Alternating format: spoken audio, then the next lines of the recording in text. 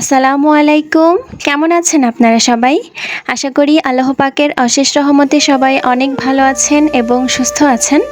আমরাও আলহামদুলিল্লাহ ভালো আছি। আমি মিথিলা পুরো সময়টুকু জুড়ে থাকছি আপনাদের সঙ্গে। আজকে যেই ভ্লগটা আপনাদের সাথে শেয়ার করতে চলেছি, এই পুরো ভ্লগটি আমি ২-৩ দিনের ভিডিও মিলিয়ে তারপর জোড়া লাগিয়ে একটা ভ্লগ বানিয়েছি। তো এটা ছিল সম্ভবত ২৭ রমজানের ভিডিও। অনেক দিন পর আমরা ৪ জনে মিলে একটু বাইরে বের হয়েছি। দেখা যায় রোজার মধ্যে বিভিন্ন রকম কাজকর্ম থাকে রোজা রেখে, আর বাইরে বের হওয়া হয় না। তো আমি আমার নানা বাড়িতে গিয়েছিলাম, আমরা ৪ জন মিলেই গিয়েছিলাম নানা নানিকে গিফট করার জন্য, ঈদের গিফট দেওয়ার জন্য। তো ফিরে আসার পথে ওদের আব্বু বলল কি চলো একটু ঘুরে আসি, বাচ্চাদেরকে নিয়ে একটা জায়গায় একটু বসি। অনেক দিন যেহেতু ওদেরকে নিয়ে বাইরে বের হই না, তো ওরাও দেখতে পাচ্ছেন অনেক বেশি খুশি। তো ওদের খুশি দেখে আমরাও কিন্তু বাবা মা হিসেবে অনেক বেশি ভালো লাগা উপভোগ করেছি। এমনি সময় দেখা যায় আমরা প্রতিনিয়তই একটু একটু বাইরে বের হয়, কিন্তু রোজার মধ্যে তো আসলে এটা সম্ভব না। তো একটু সুযোগ পেলে আর কি বাচ্চাদেরকে নিয়ে বাইরে বের হওয়া হয়ে যায়। তো বাসায় ফিরে এসে আমার মেয়েকে শাড়ি পরিয়েছিলাম। এই শাড়িটা দিয়েছিল আমার নানি, মানে ওর বড় মা। তো ও সাজতে দেখা যায় কি অনেক বেশি পছন্দ করে, ছোট তো কি হয়েছে অনেক বেশি সাজতে পছন্দ করে। তো ওকে শাড়ি পরিয়ে নিয়ে আমরা একটু আনন্দ করছিলাম আর কি। যাকে নিয়ে সবসময় আমরা আনন্দ ফুর্তিতে মেতে থাকি, আমাদের বাসাটাকে যে সবসময় মাতিয়ে রাখে, সে যদি হঠাৎ অসুস্থ হয়ে যায় তাহলে কেমন লাগে বলেন তো। গতকালও মেয়েটা কত হাসি খুশি ছিল, কত খেলাধুলা করেছে, শাড়ি পরেছে, ঘুরে বেরিয়েছে। আজ সকালে হঠাৎ করে দেখি শরীরটা খারাপ, বমি করছে কয়েকবার, আর সেই সাথে নাকে বেশ সর্দিও আছে। তো সকালের কাজকর্ম টুকটাক করে গুছিয়ে নিয়ে ওকে নিয়ে দ্রুত ডাক্তারের কাছে চলে এসেছি। আমরা আমাদের ছেলে মেয়েকে ছোটোবেলা থেকে হোমিওপ্যাথি ওষুধটাই খাওয়াই। ২-১ দিন খাওয়ালে দেখা যায় কি ঠিক হয়ে যায়। আর এই যে আঙ্কেলের কাছ থেকে হোমিওপ্যাথি ওষুধ নিই আর কি, উনি আমাদের অনেক দিনের পুরনো পরিচিত, আমাদের সবাই ফ্যামিলির সবাই আর কি ওনার থেকে ওষুধ খাই। তো আলহামদুলিল্লাহ আমরা ভালো হয়ে যাই খুব দ্রুত। আর শেষ মুহূর্তে একটু ওনার দোকানে এসেছিলাম, একটা হিজাব ম্যাচিং করা ছিল, তো দেখছিলাম আর কি কোনটা নেওয়া যায়। সানের দাদু অল্প স্বল্প কিছু বাজার করে নিয়ে এসেছেন। তো বাসায় আসার পর ওগুলো এখন গুছিয়ে নিচ্ছি। খুব বেশি কিছু না, সব কিছুই আমাদের মোটামুটি আছে। তো যেগুলা বাসায় ছিল না সেগুলাই টুকটাক একটু বাজার করে নিয়ে এসেছেন। ঈদের জন্য সেমাই, গুঁড়া দুধ, কিছু বাদাম, কিশমিশ, এগুলো আর কি যেগুলা ঈদের জন্য প্রয়োজনীয় কিছু, সেগুলাই। চিনি ছিল, পোলাওর চাল ছিল, আর 2-3 রকমের ডালও নিয়ে এসেছিলেন। তো আমি আর কি টুকটাক করে সব গুছিয়ে নিচ্ছিলাম, আর ভাবলাম আপনাদের সাথে একটু শেয়ার করে রাখি। যদিও এখন ঈদ পার হয়ে গিয়েছে, তারপরও ঈদ তো ঈদই, একটু দেরিতে হলেও আমি আর কি আপনাদের সাথে শেয়ার করছি সব কিছুই। ইদানিংকালে দেখা যায় কি আমি এডিটিং করে রাখি, কিন্তু আমার মেয়েটার জন্য কোনোভাবে ভয়েস দিয়ে উঠতে পারি না। ও ইদানিংকালে এত বেশি পিছু ধরে আর কি আমার, যেটা বলে বোঝানো সম্ভব নয়। কোনোভাবেই আর কি আমি সময় বের করে উঠতে পারি না যে ভিডিওতে ভয়েস দিব। সব সময় কোনো না কোনো রকমের একটা ঝামেলা থেকেই যে আমার সামনে, 2টা বাচ্চা নিয়ে আসলে পেরে উঠি না। তো আমি কিন্তু এই ইউটিউবের এই জায়গাটা খুব শখের বশে শুরু করেছিলাম। এই প্ল্যাটফর্মে আমি আর কি শখ করে আর কি কাজ করছিলাম। তো অনেক ভালো লাগার জায়গা এটা আমার। তো যেহেতু নিয়মিত হতে পারি না বা সময়ের ভিডিও সময় আপলোড করতে পারি না, তো আশা করি যারা আমার মতো আছেন তারা বুঝবেন। এবার ঈদে মাশাল্লাহ আমাদের অনেক বেশি আর কি মার্কেট করা হয়েছে, যদিও নিজেরা করেছি কম, আত্মীয় স্বজনই দিয়েছেন বেশি। তো আপনাদের সাথে সব কিছুই আজকে শেয়ার করছি। এটা আমি ঈদের 1-2 দিন আগেই ভিডিও করে রেখেছিলাম, কিন্তু সামনে আবার কিছু কাজ যোগ হয়ে গিয়েছিল, যার জন্য এগুলো আর কি আপলোড করা হয়নি।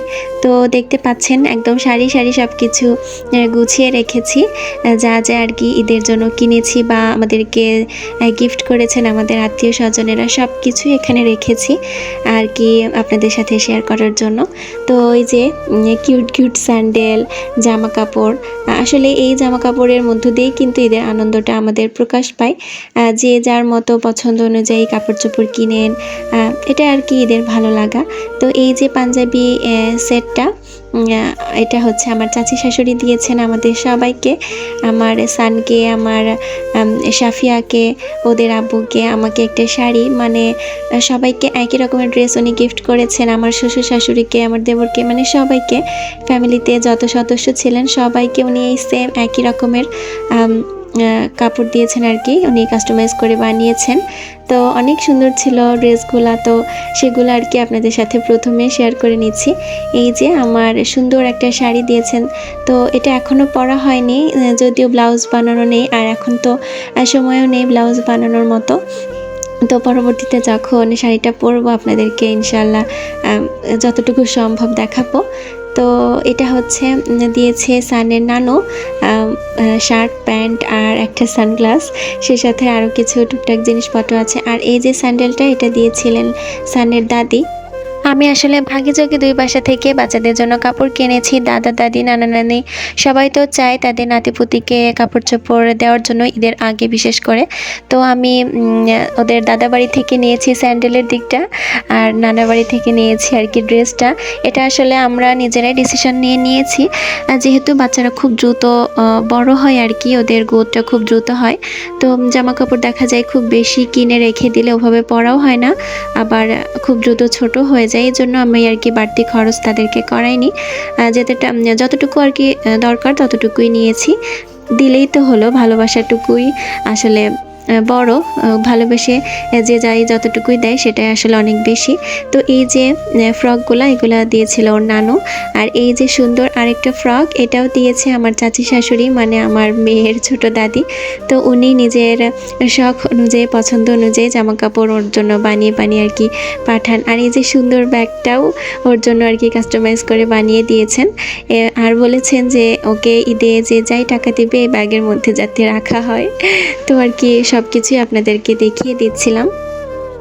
এই যে সুন্দর আরও একটা ড্রেস, এটা নিজের হাতে ব্লক প্রিন্ট করে আমার জন্য পাঠিয়েছেন আমার খালা শাশুড়ি। যদিও ড্রেসটা বানানো হয়নি দেখে আমার খালা শাশুড়ি অনেক বেশি মন খারাপ করেছেন। তো ঈদের আগে এত বেশি ভিড় থাকে টেলার্সে, দেখা যায় মনের মতো করে জামা কাপড় বানানো হয় না, এই জন্য আমি আর কি জামাগুলা বানাইনি। ভেবেছি ঈদের পরে খুব সুন্দর মতো নিজের পছন্দ অনুযায়ী বানিয়ে নিব, আর ইনশাল্লাহ খালাকেও দেখিয়ে আসবো পরে। তো খালা ভালোবেসে আমার জন্য এটা পাঠিয়েছেন, অনেক সুন্দর ছিল। এখনও যেহেতু বোঝা যাচ্ছে না বানানো নেই, বানানোর পর ইনশাল্লাহ আবার আপনাদের সাথে শেয়ার করব। উনি কিন্তু খুব সুন্দর ব্লক করেন, মানে ব্লকের যে প্রিন্টগুলা ওগুলা উনি নিজের হাতে করেন, তো ওটা করে আমার জন্য আর কি পাঠিয়েছিলেন। আর এই যে দুইটা 3 পিস, এগুলা হচ্ছে বাসায় পরা সুতি 3 পিস, এগুলা দিয়েছেন সানের আব্বু আমার জন্য আর কি, নিজেই কিনে নিয়ে এসেছিলেন। তো এগুলাও আমার বানানো হয়নি, শুধুমাত্র একটা ড্রেস আমি বানিয়েছি যাতে ঈদের দিনটা কোনো রকমে পরা যায়। অত বেশি আমি আর কি জামা কাপড় বানাইনি, সব কিছু ওভাবে রেখে দিয়েছি, ঈদের পরে পছন্দ অনুযায়ী বানিয়ে নিব। আর এই যে টিপ আর লিপস্টিকটা, এগুলাও দেখিয়ে দিলাম, কারণ এগুলাও সানের আব্বু নিয়ে এসে দিয়েছিলেন নিজের হাতে। যদিও জিনিসগুলো ছোট ছোট, তারপর উনি শখ করে আমার জন্য এনেছেন, এর জন্য আর কি শেয়ার করলাম। আর ক্লিপ, সানগ্লাস ওগুলা আমার মেয়েকে দিয়েছে ওর ছোট খালামণি, ছোট হিসেবে যতটুকু পেরেছে ওকে দেওয়ার চেষ্টা করেছে। আর এই যে একটা মোটামুটি ভালো একটা ড্রেস নিয়েছি আমি, এটা যাতে বাইরে কোনো অনুষ্ঠানে পরতে পারি বা ঈদের একটা দিন আমি পরতে পারি, তার জন্য শুধুমাত্র এই ড্রেসটাই বানিয়েছিলাম। আর আমার সব থেকে পছন্দের যে জিনিসটা, এই শাড়িটা, এটা দিয়েছে আমার শাশুড়ি আম্মু। তো শাড়ি আমি সাধারণত খুব বেশি একটা পরি না, কিন্তু এই শাড়ির কালারটা আমার এত বেশি পছন্দ হয়েছিল, আমার তো মনে হচ্ছিল আমি ওই সময়ই পরে নিই। তো আমি খুব পছন্দ করে শাড়িটা নিয়েছি ওনার কাছ থেকে, আমি নিজেই পছন্দ করে নিয়েছি আর কি। তো শাড়িটা আসলে অনেক বেশি সুন্দর, আর আপনারা কিন্তু কমেন্টে জানাবেন আপনাদের কাছে কেমন লাগলো। আমার যে 3 পিসটা আমি বানিয়েছি, ওই 3 পিসটা আমি কিনেছি আমার আব্বুর দেওয়া টাকা আর আমার শাশুড়ি আম্মুর দেওয়া টাকা, দুইটা একসাথে মিলিয়ে আর কি। তো ওটা আর কি আমার আব্বু এবং শাশুড়ি আম্মু দুজনের পক্ষ থেকেই হলো। তো সবাই আমাকে কম বেশি অনেক কিছু দিয়েছে, সানের আব্বু কিন্তু আমাকে আরও অনেক কিছু দিয়েছে, যেটা আর কি আপনাদের সাথে শেয়ার করলাম না। সব কিছু তো আসলে শেয়ার করে দেখানো সম্ভব না, যতটুকু পাবলিক প্লেসে আনা যায় বা যতটুকু আনা দরকার আমি ততটুকুই আপনাদেরকে দেখানোর চেষ্টা করেছি। তো যাই হোক, এখন হচ্ছে মেহেদি দিতে বসে গিয়েছি আমার ছোট বোনকে। এবার কিন্তু আমাদের ঝিনাইদহে মেহেদি উৎসব হচ্ছে, তো আমি গত বছর থেকে ওখানে অ্যাটেন্ড করছি, মানে আমি মেহেদি লাগিয়ে দিই। আর দেখা যায় বাইরের সবাইকে মেহেদি দিতে গিয়ে নিজের বোনকে বা নিজে আর কি মেহেদি দিতে পারি না, তো এজন্য ও আজকে আগে আগে আমার কাছে চলে এসেছে যাতে ওকে সুন্দর মতো আগে মেহেদি দিয়ে দিতে পারি। তো ও যে ডিজাইনটা আমাকে পছন্দ করে দিয়েছিল সেটাই দিয়ে দেওয়ার চেষ্টা করেছি। আপনারা কিন্তু অবশ্যই কমেন্টে শেয়ার করবেন কেমন হয়েছে। আর সন্ধ্যাবেলায় এই যে চলে এসেছি শহীদ মিনারে। এই মেহেদি উৎসবের অনুষ্ঠানটা 3 দিন মিলে হচ্ছে, 28, 29 এবং 30 রোজায় মেহেদি উৎসবটা হয়েছে। বিকাল থেকে উৎসবটা শুরু হয়, বেশ রাত পর্যন্ত চলে। তো শহীদ মিনারটা কিন্তু অনেক সুন্দর লাইটিং করা হয়েছিল, ঈদ ঈদ একটা যে আমেজ সেটা কিন্তু পাওয়া যাচ্ছিল। তো এক এক করে সবাই আসছিল মেহেদি পরতে, যে যেরকমভাবে চাচ্ছিল তাকে সেভাবেই পরিয়ে দেওয়ার চেষ্টা করেছি। আমরা কিন্তু অনেকেই ছিলাম যারা সবাইকে মেহেদি দিয়ে দিচ্ছিলাম। তো অনেক বেশি ভালো লাগছিল আর কি। ঈদের যে একটা উৎসব, ঈদ যে আমাদের একটা বড় একটা উৎসব, এখন তো দেখা যায় সেরকম করে বোঝাই যায় না। তো এই যে একটা মেহেদি উৎসব হচ্ছে, এটাকে ঘিরে কিন্তু বোঝা যাচ্ছে যে না, সামনে একটা উৎসব আছে, একটা ঈদ আছে, অনেক বড় যে একটা উৎসব হবে সেটা কিন্তু এই আনন্দমুখর পরিবেশ দেখে আমরা বুঝতে পারছি। তো সব মিলিয়ে অনেক বেশি ভালো লাগা কাজ করছিল। আর দেখতে পাচ্ছেন ঈদের চাঁদও কিন্তু উঠে গিয়েছে, আর এটা ছিল ঈদের আগের দিন চাঁদ রাত, সেটা তো নিশ্চয়ই এতক্ষণে বুঝে গিয়েছেন। অনেক দিন পর, অনেক বছর পর আমার মনে হয় আমি ঈদের চাঁদ দেখলাম। আর চাঁদ রাতে মেহেদি দেওয়া, এটা তো আমরা সবাই কম বেশি অনেক বেশি উপভোগ করি, অনেক আনন্দের সাথে পালন করি। এই আনন্দমুখর পরিবেশকে সাথে রেখে আজকে আপনাদের মাঝ থেকে বিদায় নিচ্ছি। ইনশাল্লাহ সামনে ঈদের ব্লগটা শেয়ার করব। সবাই ভালো থাকবেন। আল্লাহ হাফেজ। আসসালামু আলাইকুম।